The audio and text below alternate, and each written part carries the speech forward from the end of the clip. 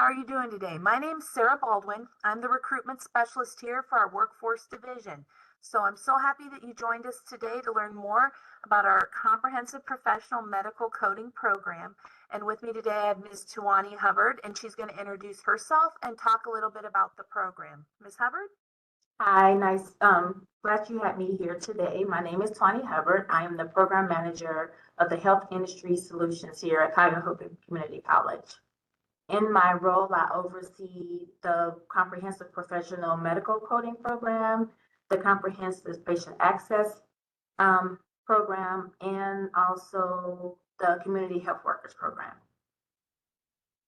Awesome. So what we're going to do here in a moment is I'm going to share a slide that we've put together for you all today to review, and Ms. Hubbard's going to go over it and give her insight on it and just hopefully preemptively answer some questions you might have about the program. Just as an aside, my role here, I always say I'm the get you in the door lady. So what that means to you all is that I can assist you with figuring out funding, where to go for funding, and the steps you need to take for that. I can also assist you with actually registering. The registration process is actually quite easy for this program. I can help you with any of those onboarding steps. So my job here at Tri-C is I basically take you from, I'm interested in this, or I'm learning about this, all the way to I'm registered for this. So that's what I do. So here we go. I'm going to share my screen, and we're going to continue with our presentation. There you go, Ms. Hubbard. Okay. Well, the program, like I said, is the Tri-C Comprehensive Medical Coding Program. The highlights and career positions for this, the highlights for this program is you get to obtain a national certification that is used not just statewide, but nationally. You get the annual membership with AAPC. You get an exam voucher.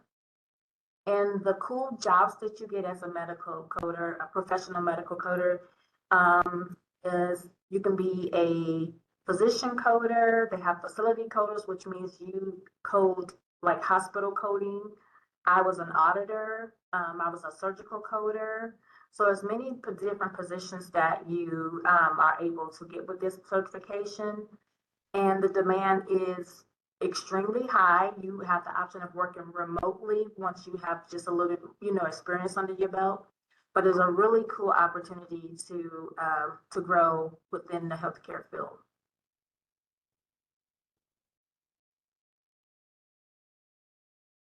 How did you get into this, by the way? How did you get started in all this yourself?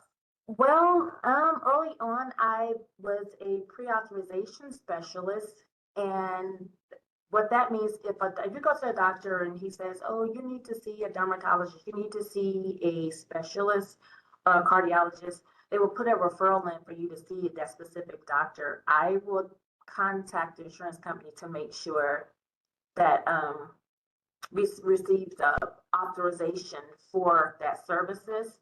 If a doctor order an MRI, I will code the MRI. If the doctor say you need surgery, I will code the surgery. And again, also after coding that, I will get authorization to make sure that the doctor and the facility will get paid for that, for those services. After that, and doing all of that, I did not have a certificate. I didn't have my coding certification, but then the job said, you must have a certification for this role. So I came to Tri-C, became a student, and took the medical coding class, got my certification. Then I became a senior financial clearance specialist where I coded surgeries only. After I did that for a little bit over a year, I became an auditor. So which means the claims were already coded. I was just the auditor to go behind just to make sure everything was coded properly. So that's how I got into the coding field. Well, that's interesting. So how long were you doing that? And what did you enjoy most about the job? Was it stressful? Was it a job you could do from home? Well, I loved because I loved healthcare. I always wanted to assist people, with healthcare, but more so on the administrative side. So I really love that I was able to, if the doctor says you need surgery, me being a part of making sure that that surgery was authorized, which you mean you didn't have to worry about, oh my God, this costs so much, or I just want you to basically focus on getting healthy. Let us on the administrative side worry about all the administrative things and just being in contact with the insurance company and the doctor's office just to make sure everything on the administrative side was processed. So that was helpful. Making sure if they called, we have a emergency MRI or any type of test procedure that needed to be done quickly, just to make sure that those things were done and authorized and paid for, was beneficial on, it helps the patient experience, the patient satisfaction, and it also helped the facility as far as with their revenue. So, and the one thing I'm looking at as we're going over this slide, it seems like there's a lot of demand for medical coders right now, huh? Oh, absolutely. Just think about every time you go to the doctor, there's a code for every service that you have. All those services has to be coded. There's a code for everything. So everything has to be coded. So medical coders will always be needed. I mean, we are going into the digital world where a lot of things are going through the IA, but you're always going to need people. Like I was an auditor. So a human has to go behind the IA or the digital just to audit, to make sure that that the computer or the technology is doing it correctly. So there will always be opportunities for coders, always. As long as we have healthcare, we will always need coders. Well, So that's good to know. like I said, there's a procedure code for every service that you receive. So now these codes, do you have to memorize them or do you keep like a dictionary or encyclopedia of the codes? Because it seems like that'd be a lot of codes. It is a lot of codes. There are codes for diagnosis, and diagnosis is basically asthma, hypertension, the flu. Those are diagnosis codes. Then you have the procedure, MRI, colonoscopy. Those are procedure codes. So there are a lot of codes, and just depending on how often you do a colonoscopy, 45378, like that is something common. So you kind of memorize those codes if you're doing it pretty often. But there is a manual that comes out pretty often. Sometimes they change it, they update it a lot. So you also have software to keep you updated with the new codes, if they delete codes and come up with new codes. But you do have a manual that is updated once a year where you have access to all those codes.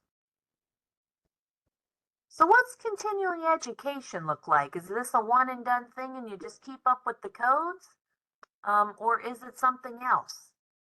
Continuing education, because the healthcare is always changing, normally I'm a part of the Cleveland chapter, which I have to continue. I think for your AAPC, you have to have, it's every year. I think another certification is 2 years, but this one is every year. And so like last night, I would join a meeting and they may say, these are the updates for Medicare. So you may be on a call or a webinar for an hour to talk about the new updates for Medicare.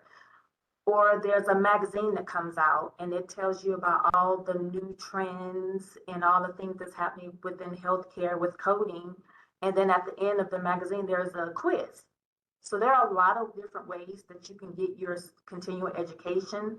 You do log onto your AAPC account and log those hours in, because at the end of the year, they want you to have a certain amount of hours in order to keep your certification active.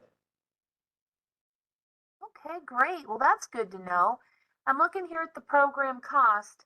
So it ranges, as you can see, to the audience. As you can see, it ranges depending on the modality that you choose to take it. And it's a 6-month program here. Right. But the cost includes all your tuition, books, and fees. And I just want to note that this is considered non-credit. What does that mean to you all? That just means that you get your funding from different sources. You can't use federal financial aid for this, but good news, there's other funding sources, and I am happy to help you locate them. The two big ones that our students tend to use is funding via Ohio Means Jobs, the Ohio Means Jobs Agency, or you can use or apply to get our workforce scholarship that we have here. And I can help you with that as well. There's other funding sources too. Plus, you can always pay out of your own pocket, but a lot of people don't want to do that, and I understand. So let me help you. If this is a program you want to take and you're seeking funding, I'm more than happy to assist you with that. Now, we also, as you can see, the earning potential over here is looking pretty good to me. It's looking real good. And so this was just the average annual salary that we pulled. Is there an opportunity to make more than this or to do overtime or what would you say? Absolutely, there's an opportunity to make more. Absolutely, absolutely. And So, there and overtime just depending on, the facility or organization that you're working for and the department need at that time. Overtime is something that is possible. and it, Or flex time.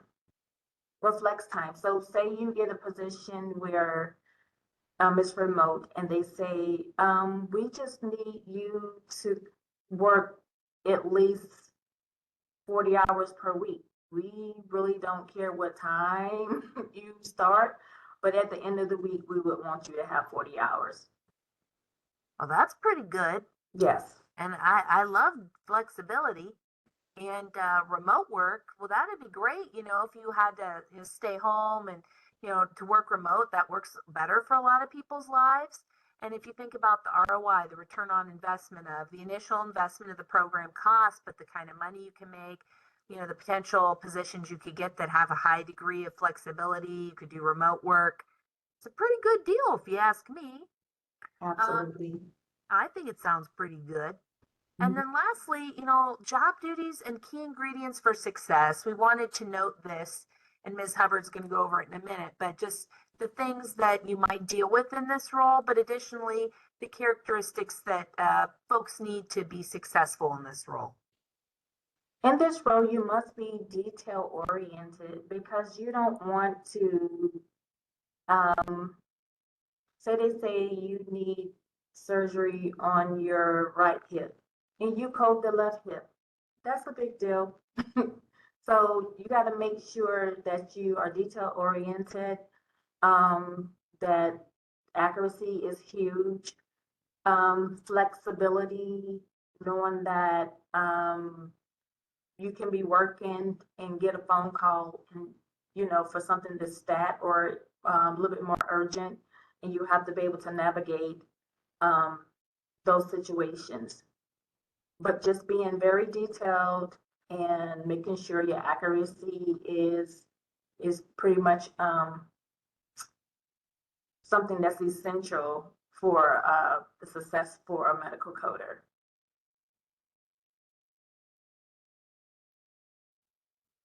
And with all the flexibility and potential for remote work, it seems like you'd have to be pretty much, as they say, a self-starter or self-motivated. Wouldn't you say that, like to get going? Because you can't procrastinate with this kind of stuff.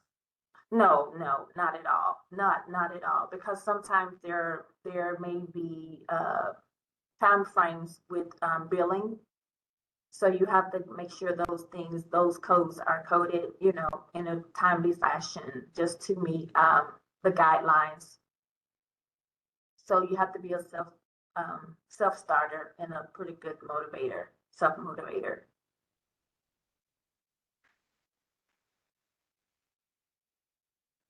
All right, well, that's good. That kind of is an overview of the medical coding, comprehensive professional medical coding here at Tri-C.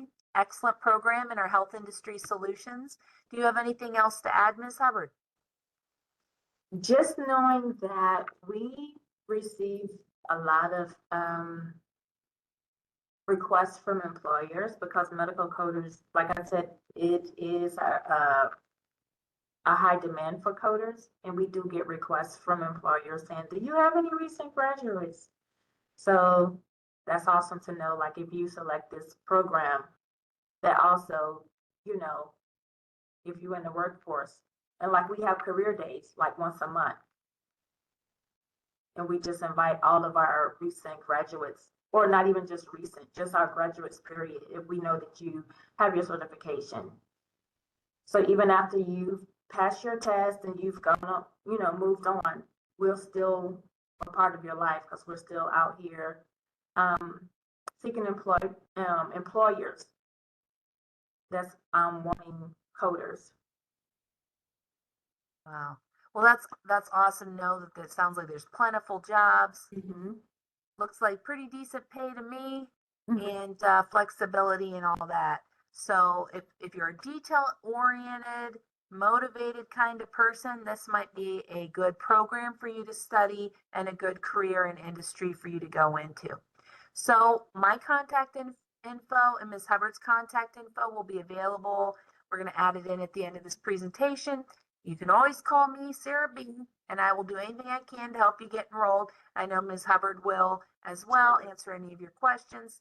And with that, I'm going to end this and thank you for your time and attention.